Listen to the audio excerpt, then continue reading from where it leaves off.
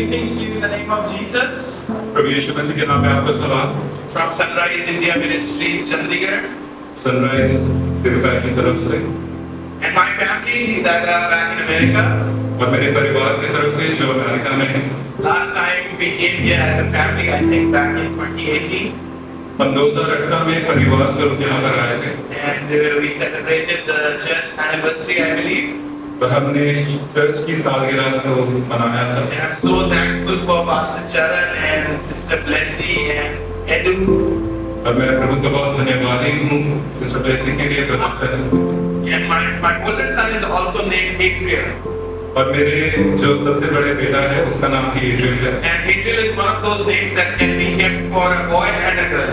और एड्रियल एक ऐसा नाम है जो न केवल लड़की का पर लड़की का भी रखा जा It सकता है। means flock of God. God is my shepherd. और इसका मतलब है कि परमेश्वर का झुंड, परमेश्वर मेरा। And so in that manner we all are Adriels. तो उस रीति से हम सब एड्रियल हैं। Because we are the flock of God. Amen. आमीन, क्योंकि हम उसका झुंड हैं। Amen. So we are celebrating Palm Sunday, और आज जैसे कि हम खजूरी अतवार मना रहे हैं, and I totally forgot to bring any green stuff, मैं कुछ भी हरे रंग के कपड़े अपने साथ नहीं ला पाया, but I brought something green. लेकिन मैं कुछ हरियाली लेकर आया हूँ। Haryali बड़ा अच्छा word है. It's a good word, Haryali. I brought something green, सो मैं कुछ हरियाली अपने साथ लेकर आया हूँ। and that is a green heart. मैं अपना दिल जो हरियाली से भरा है मैं लेकर आया हूँ। In Hindi we call it हरा भरा दिल. So in Hindi it's called green heart. It's called a refreshing heart. और वह ताज़ा करने वाला दिल लेकर And the आया other thing green is my mint. हूँ। और हरा जो मैं मिंट खाता हूँ गर्मी है। So that when I'm praying for you, you don't fall. And then you blame the Holy Spirit. Oh, the Holy Spirit was so powerful through the pastor, and I fell in the Holy Spirit. It was not that. It was just my bad breath. सो मेरी सांस की दुर्गंध आपको ना आए और आप सोचें कि ये पवित्र आत्मा के कारण मैं गिर गया, तो इसलिए मैं मिंट लेकर आया हूँ। Amen. Let's go to the Word of God. And before we go to the Word of God, let us pray. हम दुआ करेंगे। Heavenly Father, we thank you for your Word. परमेश्वर पिता, हम आपका धन्यवाद करते हैं आपके वचन के लिए, Thank you for your promises. आपके वायदों के लिए आभारी हैं। Your Word refreshes our soul. आपका शब्द पिता हमें ताजगी देता है And we thank you this morning और इस सुबह हम आपके आभारी that हैं you've given us the liberty कि आपने आजादी दी so that we can receive from you. ताकि हम आपसे ग्रहण करें। Lord, let every ear that hears this word, जो कोई कान पर ये वचन पढ़े पिता, they may be transformed from inside out. वह परिवर्तित हो जाएंगे। Amen. Matthew chapter 21 talks about the triumphal entry. अगर हम मत्ती देखते हैं तो उसमें राजा की जो Vijay Pravesh. विजय प्रवेश, Yeshua का Vijay Pravesh. Triumphal entry of Jesus Christ.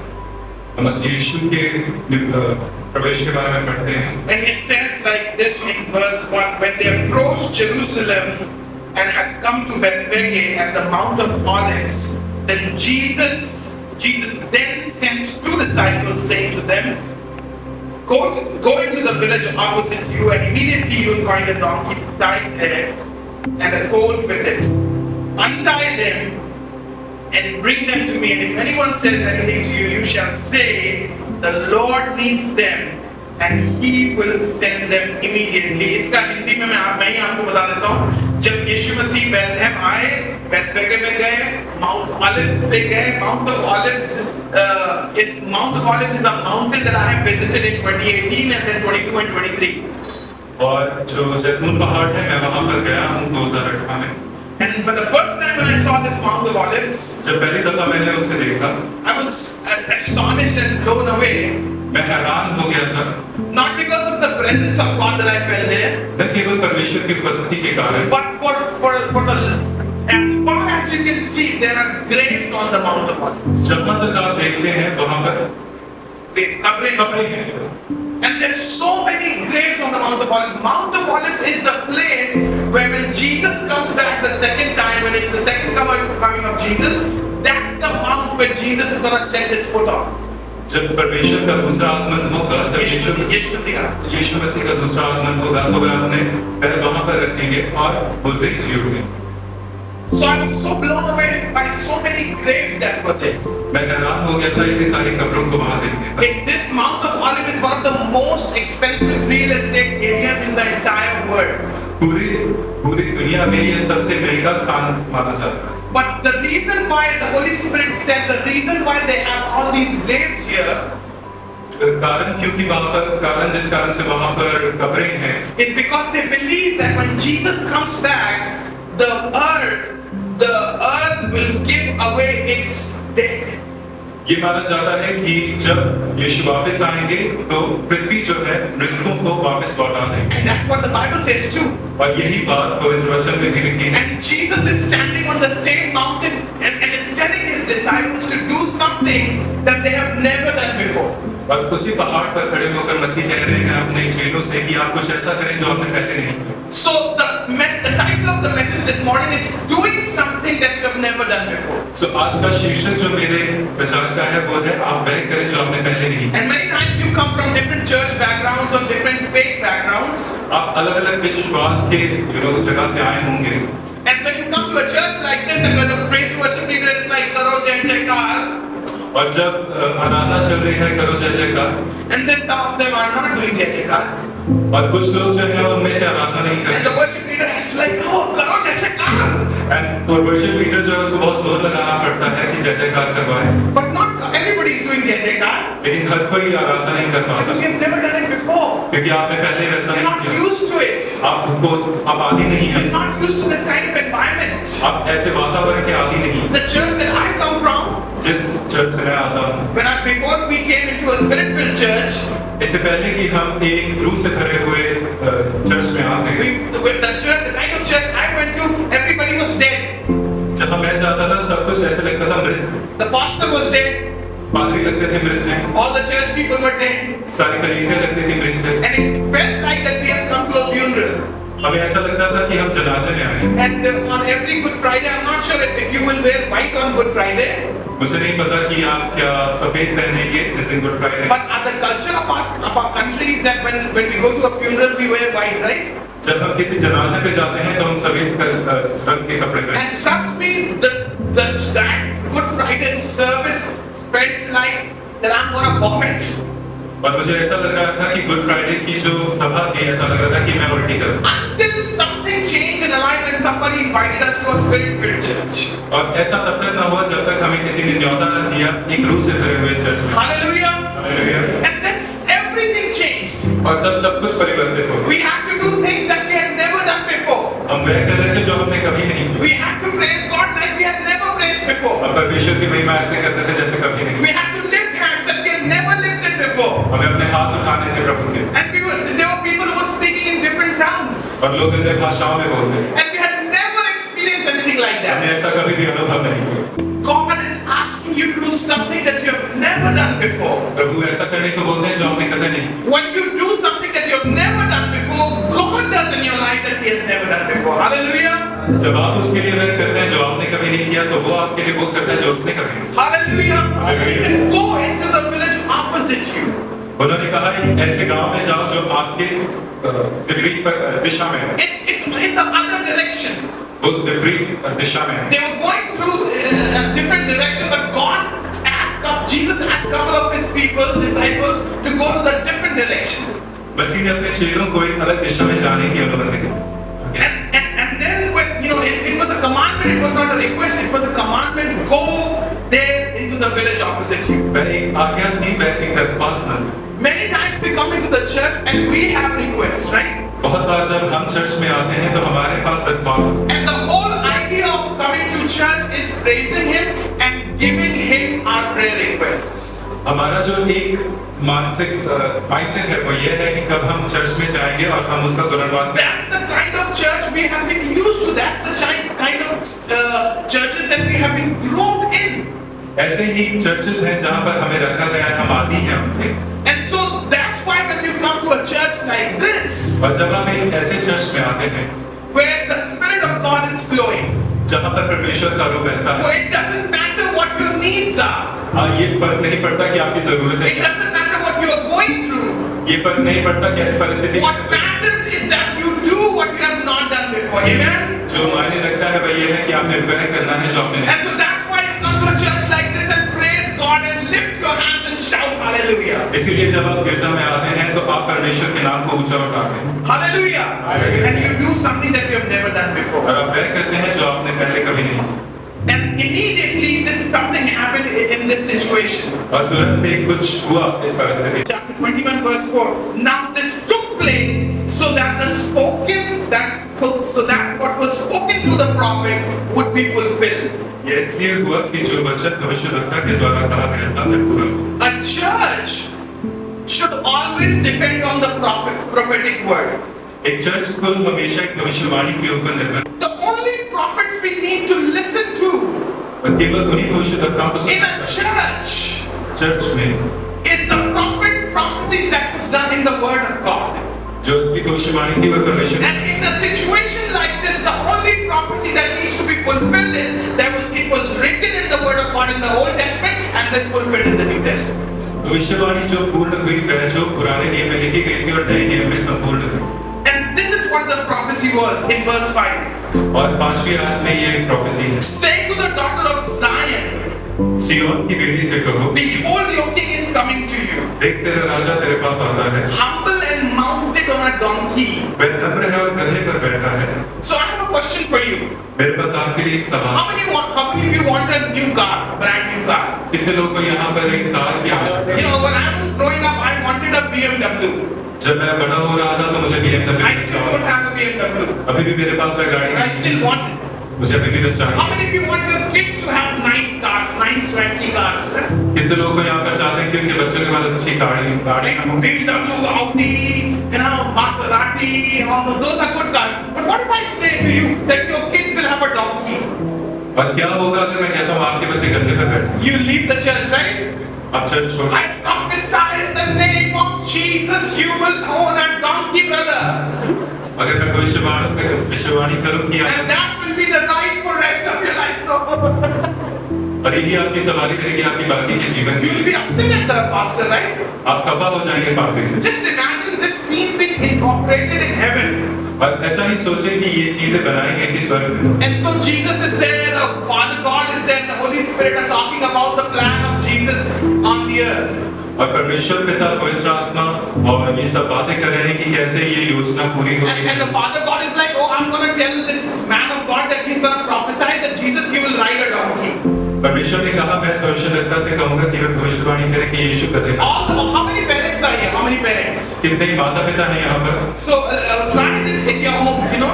इसे आप अपने घर में कोशिश करें करने Go की and tell your kids you have to ride a donkey today. अपने बेटे को कहो तुम गधे की सवारी करोगे None of your kids will like it. कोई भी आपका बच्चा इसे पसंद नहीं But look at Jesus. लेकिन यीशु को देखो A plan was made in heaven.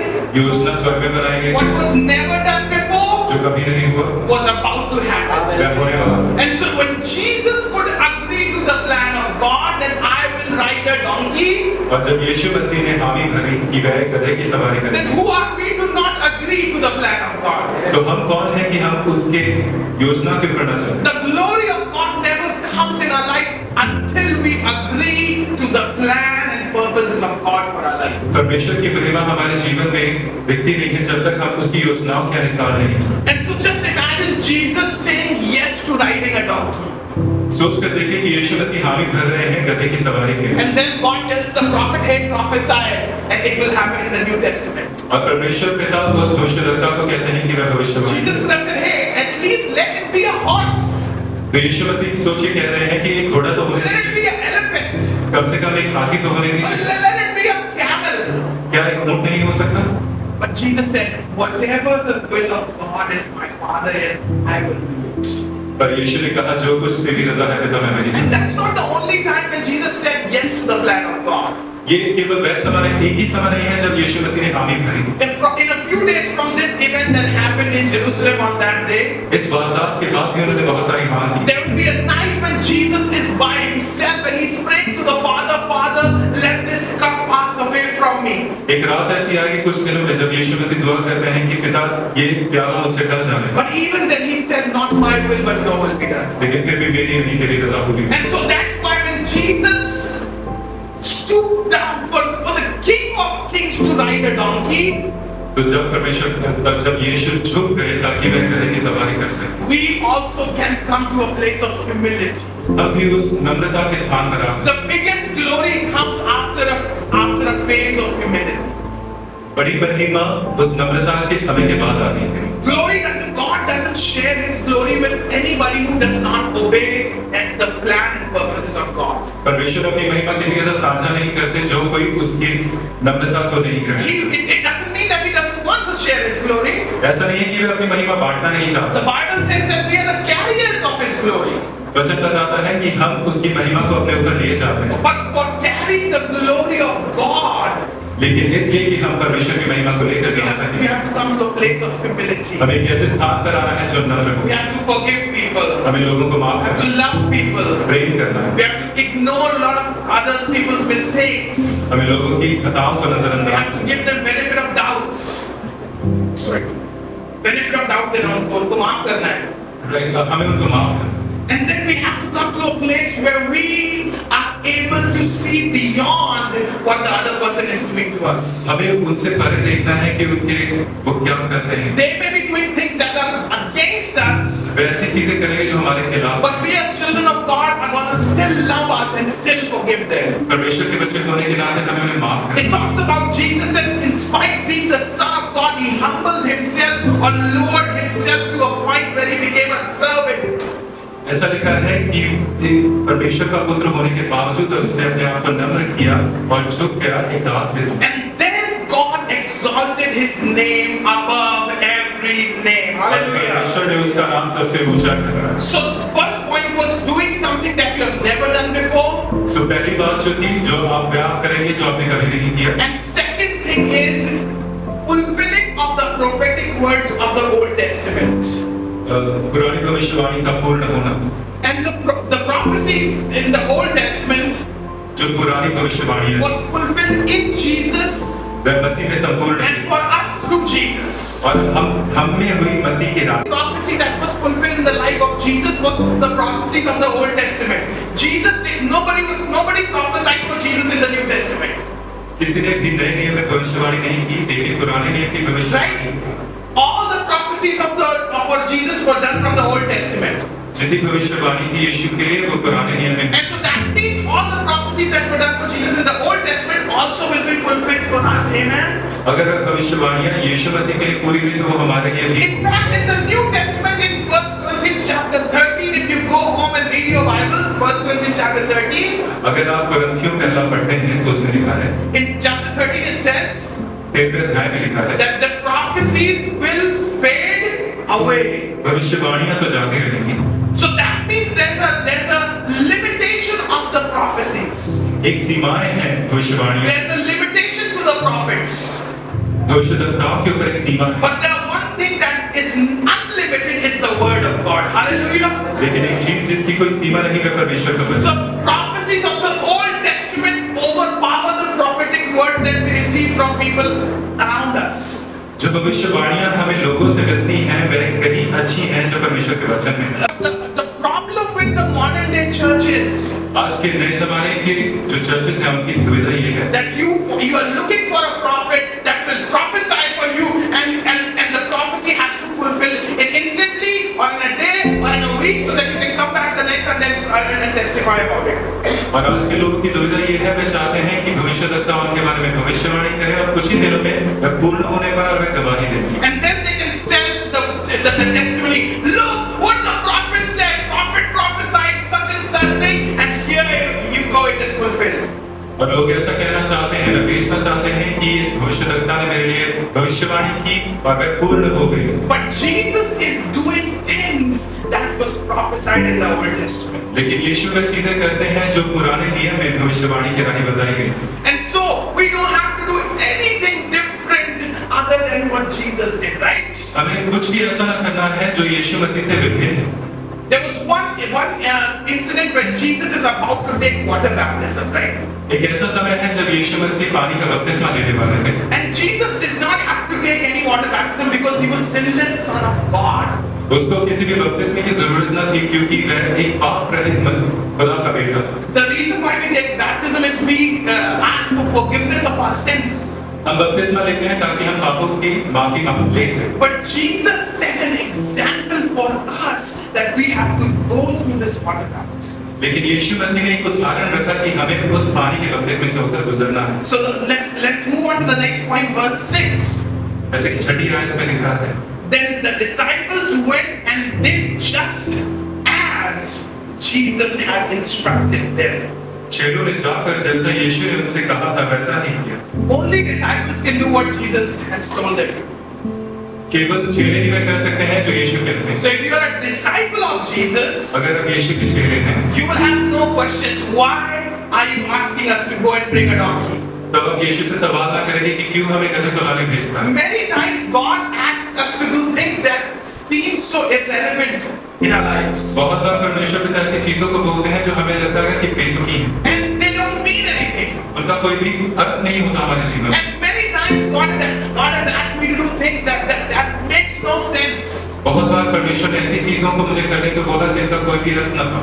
And when you do that, when you obey God, when you do it, और जब आप परमेश्वर की आज्ञा को मानते हैं, when you do exactly how Jesus tells you to do, जब आप वैसा करते हैं जैसा मसीह आपको कहते हैं, then God blesses you like never before. Hallelujah. परमेश्वर आपको आशीष